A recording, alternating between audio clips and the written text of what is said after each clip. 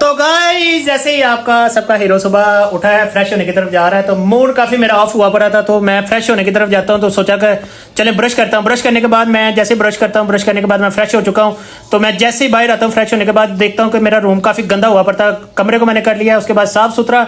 तो मैं उसके बाद एक फ्रेश सा शेक बनाता हूँ। शेक बनाने के बाद जी शेक मैंने पी लिया। शेक में बर्तनों को वॉश कर दिया आपके हीरो ने।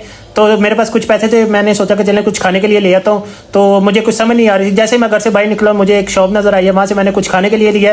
तो खाने के लिए जैसे मैं लिया, तो मैं फिर बाजार की तरफ निकल पा रहा हूँ। बाजार से मैंने कुछ चीज़ें लेनी थी। तो जैसे ही मैं इधर पहुँच चुका हूँ, यहाँ से मैंने कुछ चीज़ें वगैरह ली हैं।